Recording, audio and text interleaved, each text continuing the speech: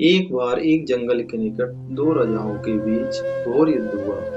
एक जीता, दूसरा हारा। सेनाएं अपने नगरों को लौट गईं। बस सेना का एक ढोल पीछे रह गया। उस ढोल को बजा बजा कर सेना के साथ गए भाट व चारण रात को वीरता की कहानियां सुनाते थे। युद्ध के बाद एक दिन आंधी आई।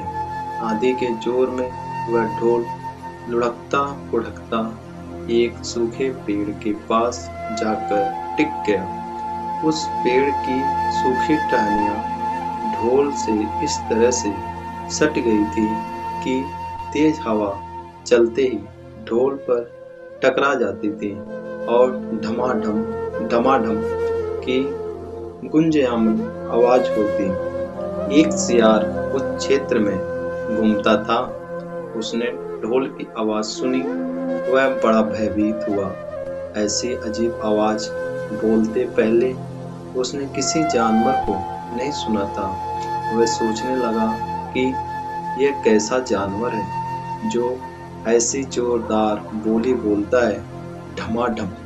सियार छिपकर ढोल को देखता रहता, यह जानने के लिए कि यह जीव उड़ने वाला है या चार टांगों पर दौड़ने वाला। एक दिन सियार झाड़ी के पीछे छुपकर ढोल पर नजर रखे था। तभी पेड़ से नीचे उतरती हुई एक गिलहरी कूदकर ढोल पर उतरी। हल्की सी ढम की आवाज भी हुई। गिलहरी ढोल पर बैठी दाना उतरती रही। सियार बड़बड़ाया, ओह, तो यह कोई हिंसक जीव नहीं है। मुझे भी डरना नहीं चाहिए। सियार फूंक फूंक कर कदम रखता ढोल के निकट गया।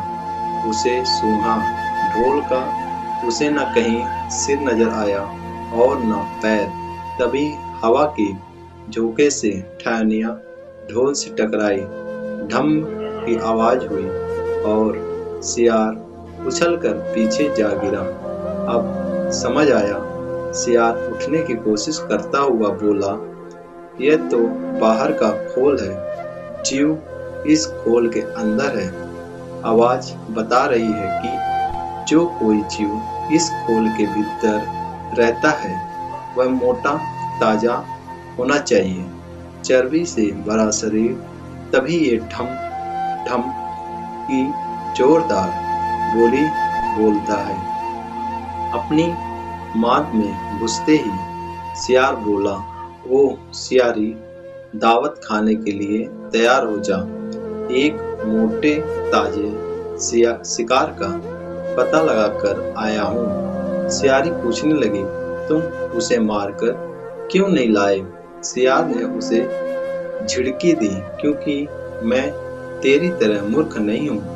वह एक खोल के भीतर छिपा बैठा है। खोल ऐसा है कि उसमें दो तरफ सूखी चमड़ी के दरवाजे हैं। मैं एक तरफ से हाथ डाल उसे पकड़ने की कोशिश करता तो वह दूसरे दरवाजे से ना भाग जाता।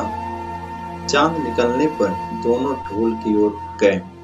जब वे निकट पहुंचे ही रहे थे कि फिर हवा से टहनियाँ ढोल पर टकराई और ढम ढम की आवाज निकली। सियार सियारी के कान में बोला, सुनी उसकी आवाज? जरा सोच, जिसकी आवाज ऐसी गहरी है वह खुद कितना मोटा ताजा होगा। दोनों ढोल को सीधा कर उसके दोनों ओर बैठे और लगे दांतों से ढोल के दोनों चमड़ी वाले भाग के किनारे फाड़ने। जैसे ही चमड़ियाँ कटने लगी, सियार बोला, होशियार रहना। एक साथ हाथ अंदर डाल शिकार को दबोचना है। दोनों ने हूँ की आवाज के साथ हाथ ढोल के भीतर डाले और अंदर टटोलने लगे। अंदर कुछ नहीं था। एक दूसरे के हाथ ही पकड़ में आए। दोनों चिल्लाए, हैं, यह तो कुछ नहीं है, यहाँ तो कुछ नहीं है, और वे माथा पीट कर रह गए। सीख, बड़ी बड़ी सेखी मारने वाले लोग भी ढोल की तरह ही अंदर से खोखले होते हैं। यह कहानी सुनने के बाद पिगलक ने कहा, भाई मैं क्या करूं? जब मेरा पूरा परिवार और सभी साथी भयभीत होकर भागने पर तुले हैं, तो अकेला मैं ही कैसे धैर्य से रह सकता हूँ? दमनक ने कहा, इसमें आपके सेवकों का क्या दोष है? जैसा मालिक करेगा वैसा ही सेवक करेंगे।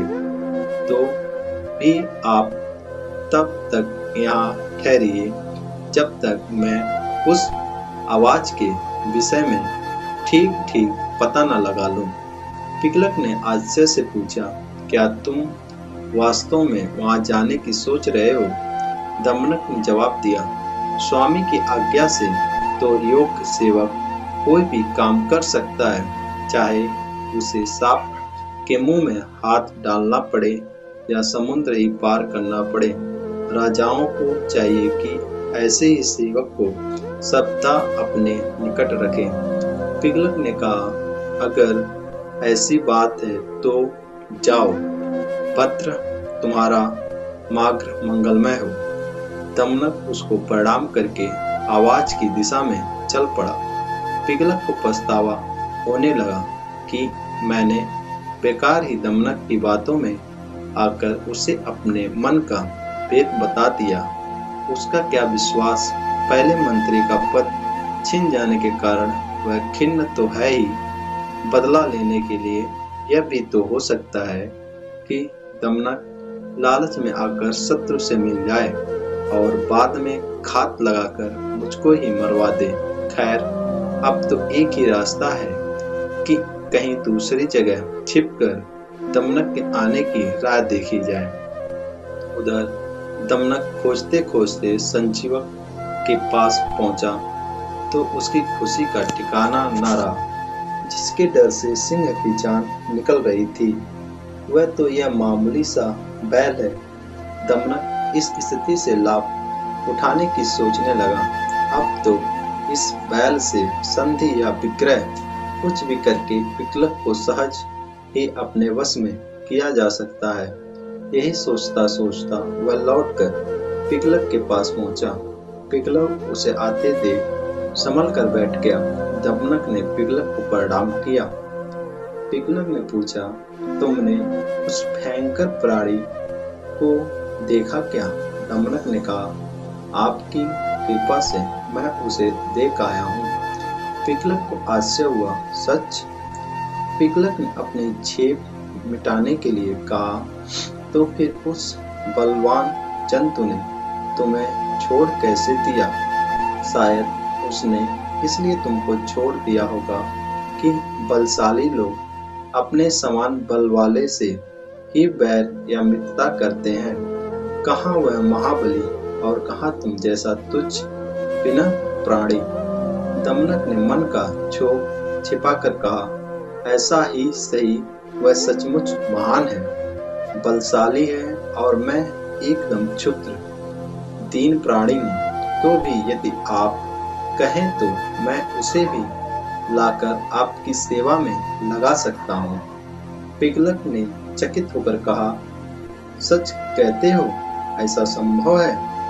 दमनक बोला, बुद्धि के लिए कुछ भी असंभव नहीं। तब पिगलक ने कहा, अगर ऐसी बात है तो मैं आज से ही तुमको अपना मंत्री नियुक्त करता हूँ। तुम्हें प्रजा पर दया और दंड के अधिकार देता हूँ। पद और अधिकार पाकर प्रसन्न दमनक बड़ी शान से चलता हुआ संजीवक के पास पहुंचा और गुर्रा कर बोला, ओ रे दुष्ट बैल, इधर आ, मेरे स्वामी पिगलक तुझे बुला रहे हैं। इस प्रकार निरंसक होकर डकराने गर्जने की तुझे हिम्मत कैसे हुई? संजीवक ने पूछा, यह पिगलक कौन है भाई? दमनक ने जवाब दिया, अरे तू क्या वनराज सिंह पिगलक को नहीं जानता? अभी तुझे पता चल जाएगा। वह देख बरगद के पेड़ के नीचे अपने परिवार के साथ जो सिंह बैठा है, वही हमारे स्वामी पिगलक हैं। यह सुनकर संजीवक की कपकपी छूट गई। वह कातर स्वर में बोला, भाई तुम तो चातुर सुजान लगते हो, अपने स्वामी से मुझे माफ करवा दो तो मैं अभी तुम्हारे साथ चला चलता हूँ। दमनक ने कहा, बात तो ठीक है तुम्हारी, अच्छा ठहरो, मैं अभी स्वामी से पूछ कर आता हूँ। वह पिगलक के पास जाकर बोला, स्वामी वह कोई मामूली जंतु नहीं है, वह तो भगवान शंकर का वाहन वृषभ है। मेरे पूछने पर उसने बताया कि भगवान शंकर के आदेश से वह नित्य यहाँ आकर यमुना तट पर हरी हरी घास चरता है और इस वन में घूमा करता है। पिगलक भयभीत होकर बोला, यह सच ही होगा, क्योंकि भगवान की कृपा के बिना घास चरने वाला यह प्राणी सर्पों से भरे वन में इस तरह से डकराता हुआ निर्भय विचरण नहीं कर सकता। खैर यह बता कि वह कहता क्या है। दमनक बोला, मैंने उससे कह दिया है कि यह वन भगवती दुर्गा के वाहन मेरे स्वामी पिगलक सिंह के अधिकार में है, इसलिए उनके पास चलकर भाईचारे के साथ रहते हुए इस वन में सुख से चरो। मेरी बात सुनकर उसने आपसे मुक्ता की याचना की है। पिगलक बहुत खुश हुआ, वह प्रशंसा करते हुए बोला, मंत्रीवर तुम धन्य हो, मैंने उसको अभयदान दिया, लेकिन तुम मुझे भी उससे अभयदान दिलाकर मेरे पास ले आओ। दमनक अपने बुद्धि और भाग्य पर उतराता हुआ फिर संजीवक के पास पहुंचा, बोला, मित्र मेरे स्वामी ने तुमको अभयदान दे दिया है, अब तुम निडर होकर मेरे साथ चलो, किंतु याद रहे कि राजा का साथ और कृपा पाने के बाद भी तुम हमसे उचित व्यवहार ही करना, कहीं घमंड में आकर मनमाना आचरण न कर बैठना। मैं श्यामनुकूल की शासन करूंगा। मंत्री के पद पर तुम्हारे रहने से हम दोनों को राज्य लक्ष्मी का सुख मिलेगा।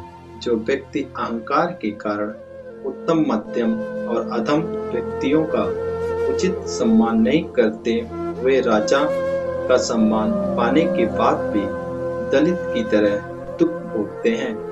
संजीवक ने पूछा, यह दलित कौन था? दमनक कथा सुनाने लगा। आगे की कथा सुनने के लिए हमारे साथ बने रहे।